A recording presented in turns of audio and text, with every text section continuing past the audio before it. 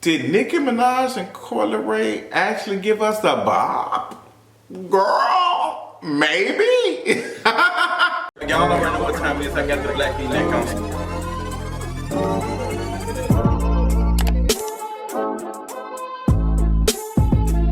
What is going on, y'all? Welcome to another King of Reeds video. I am shooketh. I am honestly shooketh that this song is actually not bad. Like, girl, who would have thought?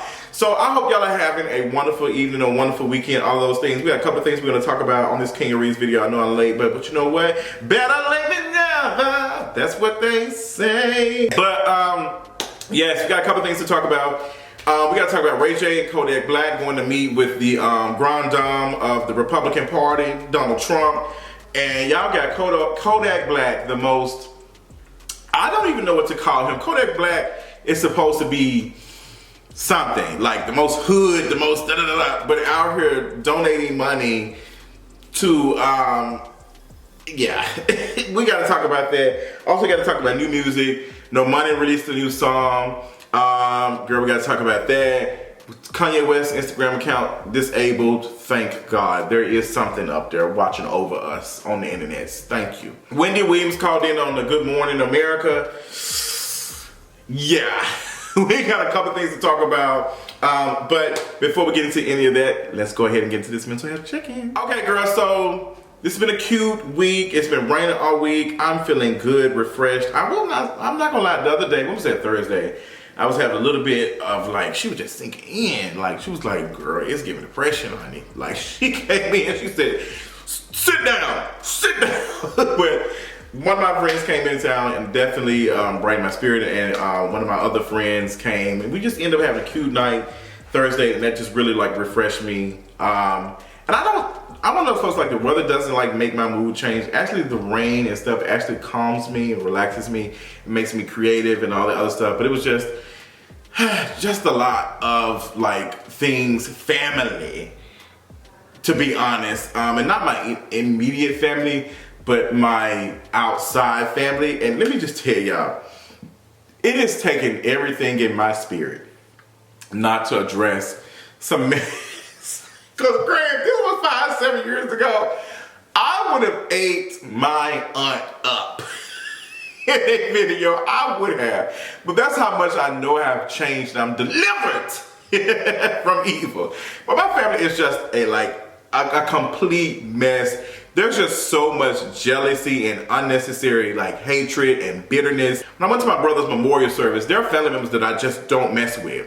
Just walking up to me, Fudd, Justin, because they used to call me Emma Fudd, whatever. I don't like y'all. Let me just say that. I don't like y'all.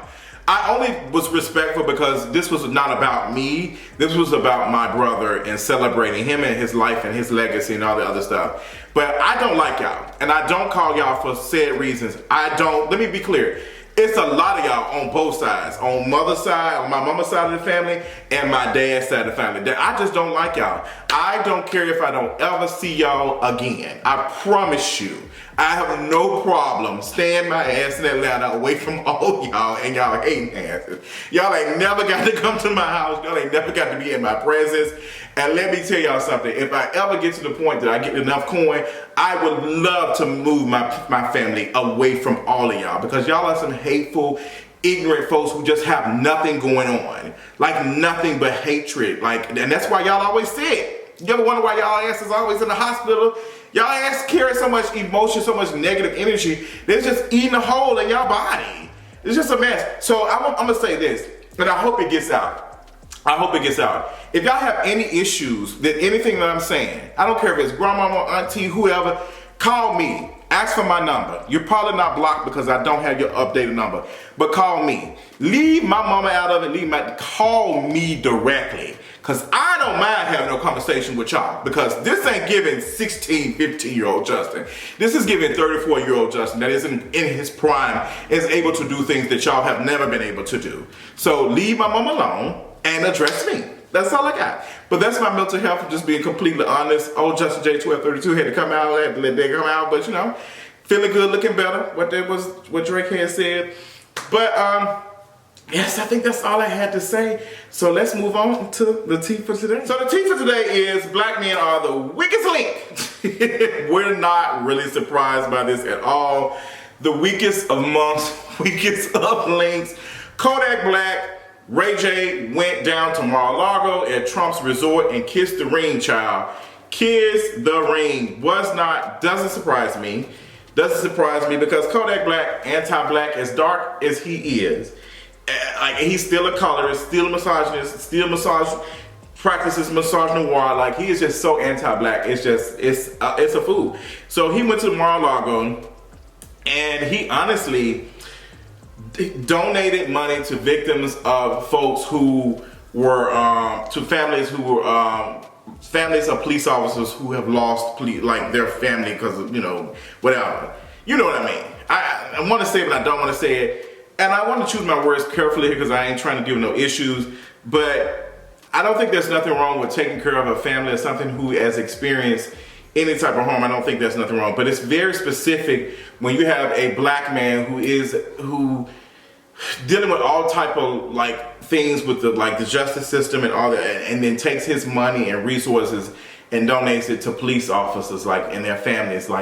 Police officers, that is not a job that you just, oh my gosh, you just have to do. No one's telling you that you can quit any day. It's not the military, it's not the army, it's not any of that where you're signing up for 3-4 years. You can quit any day. And we know that the police departments, the institution of the police is anti-black, point blank, period. I don't know how you sleep at night, but it's just what it is. So, and police, when they do experience these things, they pass away or whatever happens, they get insurance, they get all of these things, their families is taken care of. So Kodak Black, that money going to it is not really doing anything. It's the significance of it. It's the message behind it. The very message behind it. You have this black man who has been accused of rape and some things, who is donating money to police, basically. That's what I'm getting from it. You had Ray J down there too. Ray J was down there. Kissing the ring, just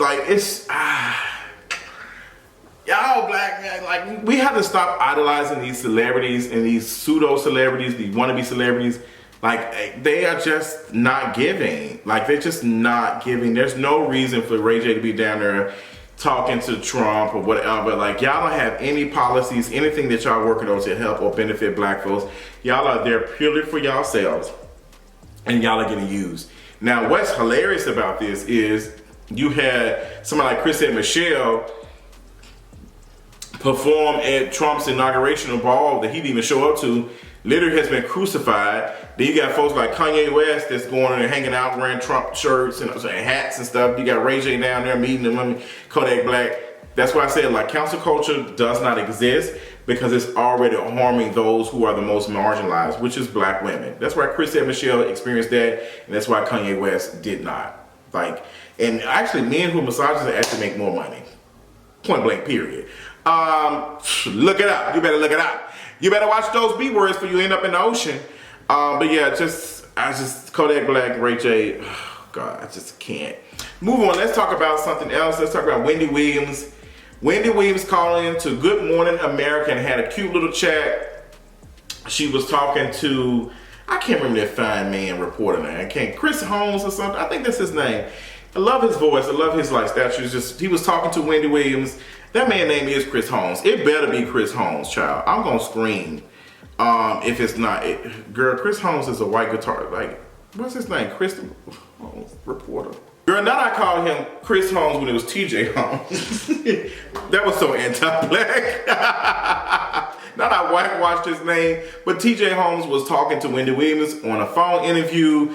I think it was via Zoom, but the camera was off, and TJ Holmes was just asking Wendy how she was doing, her health, all this other stuff, and she said she feels really good. She has the mind and body and soul, something of a 25-year-old, even though she's 57. She said, I'm 57 now, and she talked about the whole situation with Wells Fargo. She said she should be able to access her money, all the money she's worked hard for, and I'm going to be honest, the whole thing with Wendy Williams, this actually raised more questions for me, because if Wendy Williams is calling in, why did she just not turn her camera on?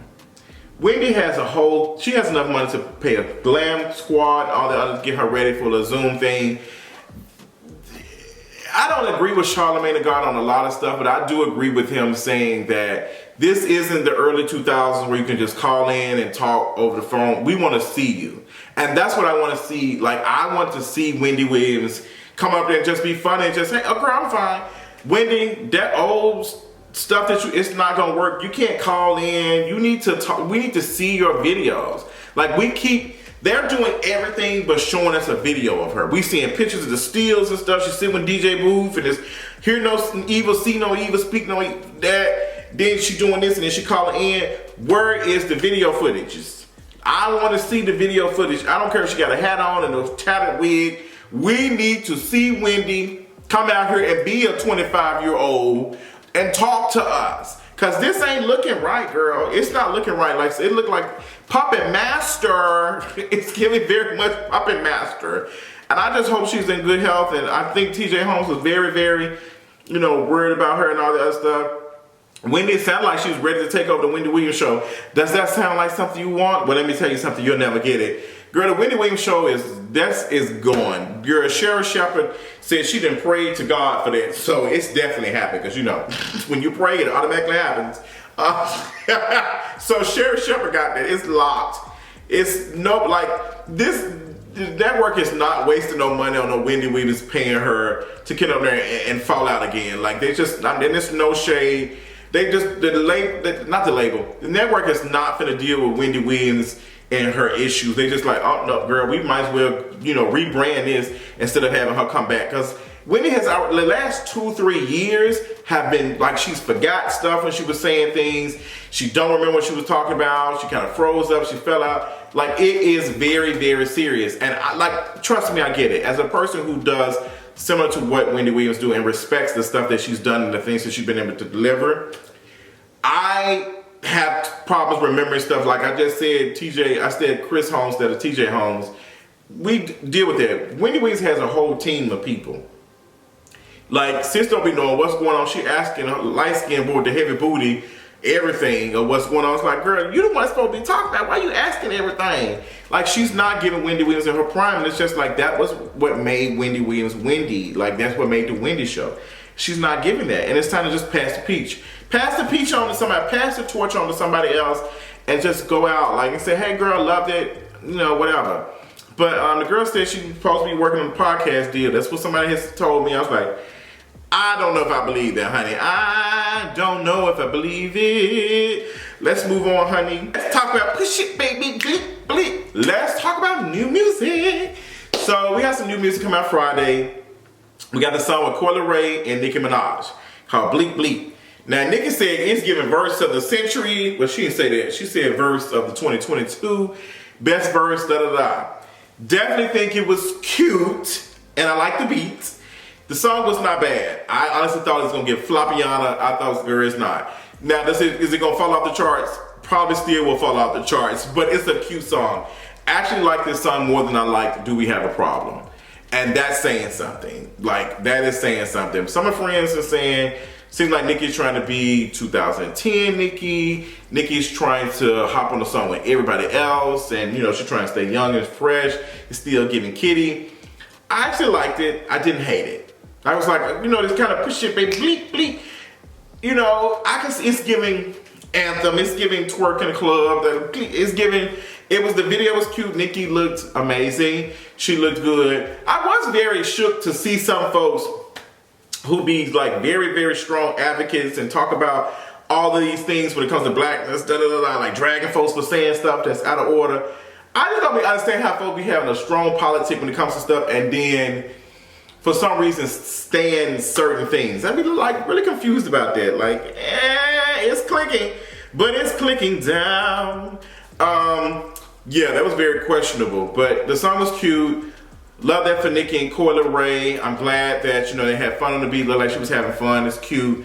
Top 10, maybe. Will it stay on the charts? Find out on the next episode of Stand Up! Moving on to other music news. Lil Nas X has came back to social media. Y'all know I love Lil Nas X. He has, like came back, Instagram, Twitter.